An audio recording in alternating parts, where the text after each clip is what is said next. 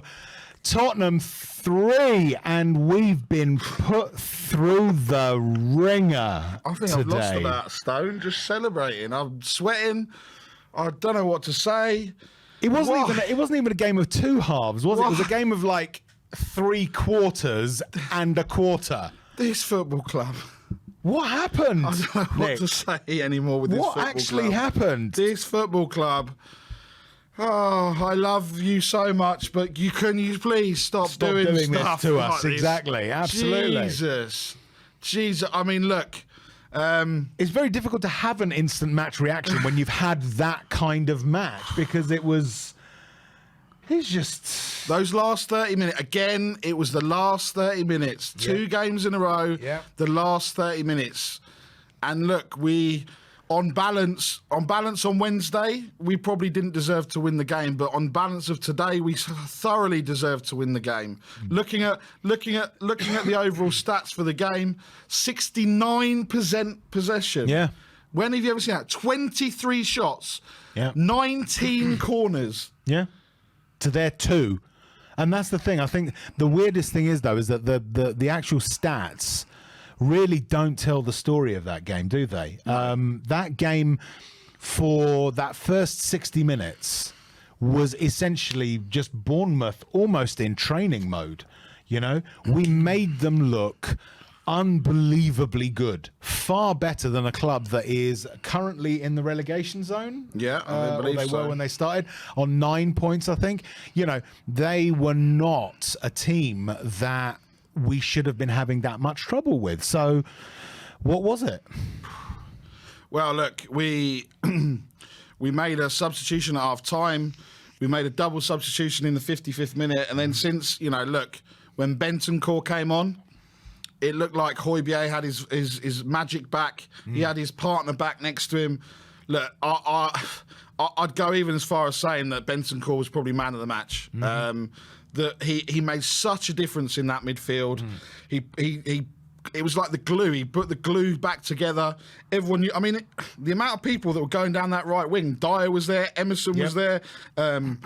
Hill was there. Mora was there. Everyone was queuing up and having to go down that right wing. And Bentancur today made a massive difference.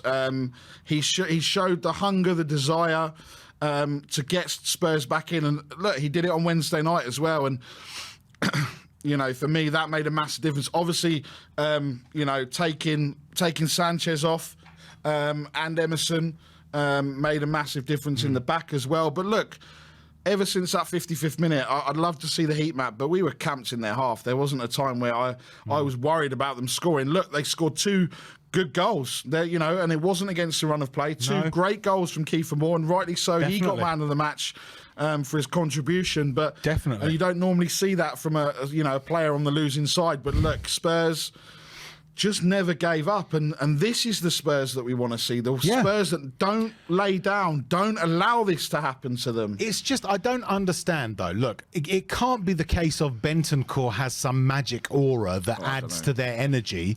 Why is it that we just can't bring the energy and that passing from the beginning of the game?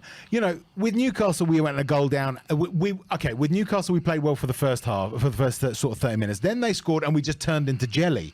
And then it's just been jelly ever since, pretty much. What is going on with the minds of these players that they can't step onto the pitch and say, do you know what? We're going to turn this into a bloody war zone. Look, I don't know. Whatever it is. Whatever it is, I can't put my finger on it. We come out that second half, we always play better. There's only been a handful of games, the West Ham game when we were here, and maybe a couple of others, but whatever seems to happen, we play in reserve. We like going down, we like conceding and trying to chase the game to make it exciting for the fans. I mean, I don't know. I mean, but look, we said at the start, we've got 2 games now. This is a massive result going into Tuesday. If we'd have got even a draw, would have not been a great result going into Tuesday. We've got momentum. We get them back. We've had players that haven't. Obviously, Romero wasn't even in the squad. Hopefully, he's fit for Tuesday.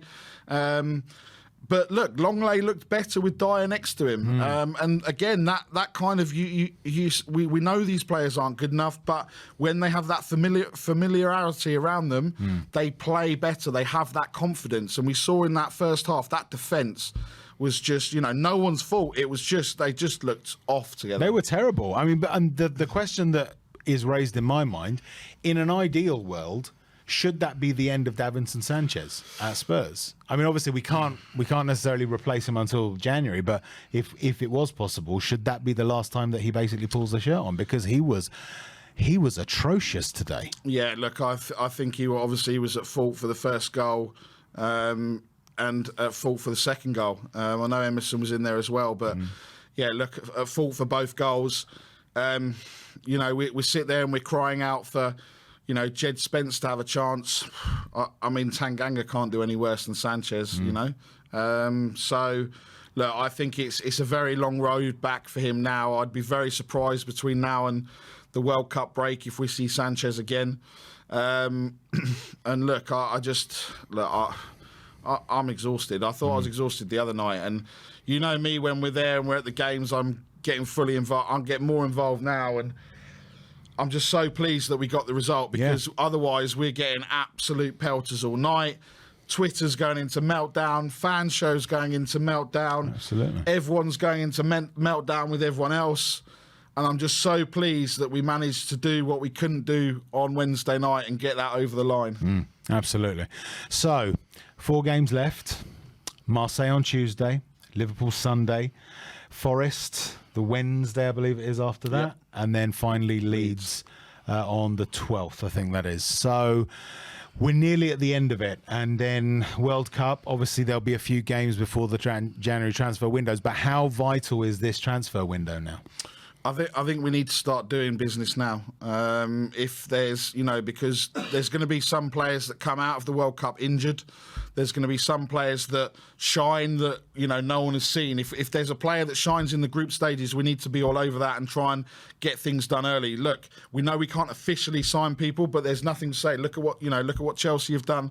Look at what other clubs have done. There's nothing to say that we can't go and... Well, the laws state you can't register new players outside of the transfer window, but there is nothing, as long as you've got the permission of the sort of club that they play for, there is actually nothing to say that you can't negotiate a deal with a player in preparation for that registration window. So I think you're absolutely right.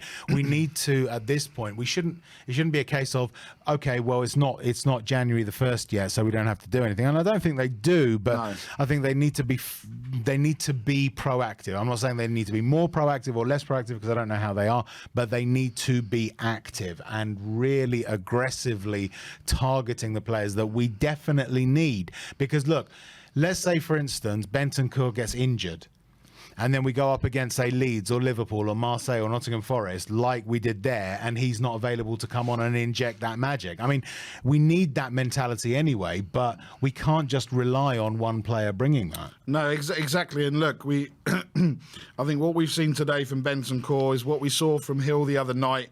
There was that injection of whatever it was, it made a difference. And I think that's what we need to see from the other players. It brought more balance. Perisic obviously had the assist with the corner. He's far better, in my opinion, going forward than he is defending. And he has been kind of underwhelming as a kind of in his defensive side and his defensive abilities. But look, it's massive now. We go to Marseille on Tuesday. We get the point.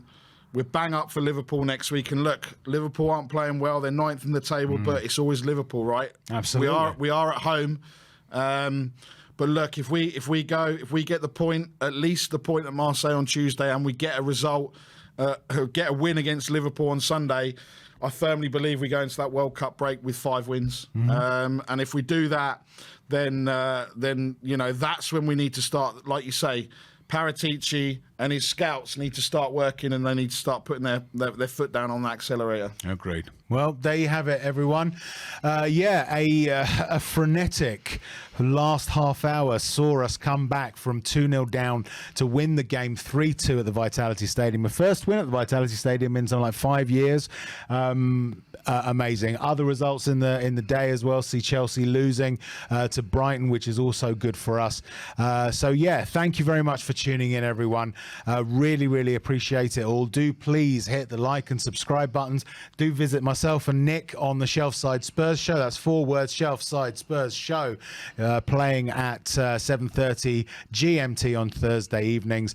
A big up to Ben and Sim for having us on, and a thank you from We Are Tottenham TV. Don't forget to like, subscribe and comment, and as always, come on you Spurs!